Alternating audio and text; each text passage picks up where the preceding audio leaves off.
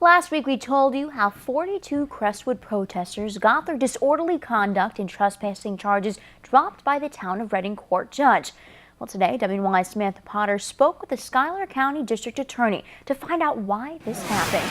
And now she joins us live in the studio with this update. Samantha.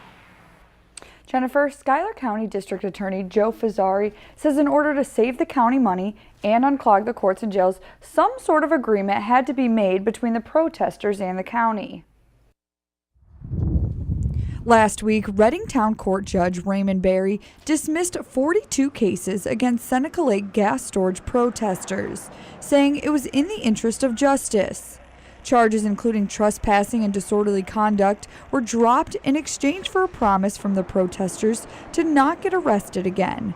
The deal also applies to 100 other pending cases. What they told us was, we're pretty principled people, and we agree that we have no intention of getting rearrested up there.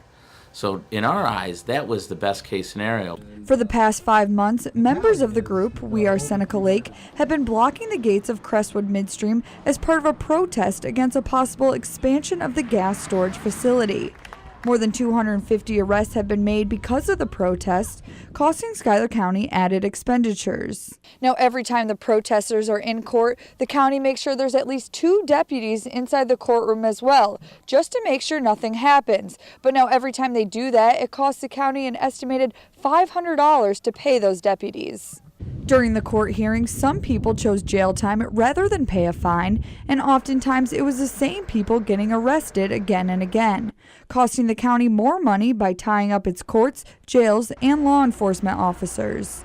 When 20 or 30 people get arrested, that's all the law enforcement that we have. And they're up there working on nonviolent trespassers when there are other people out there that need their services more. That's when the county stepped in to make a deal with the protesters. In my mind, in the mind of my assistants, and in the mind of the sheriff, this was the best alternative that we had because punishment was not working as a deterrent.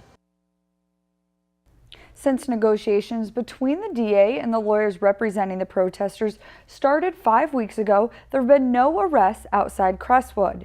If members of We Are Seneca Lake go back up to Crestwood and protest in an unlawful manner, the DA says they will be prosecuted. Reporting in the studio, Samantha Potter, WENY News.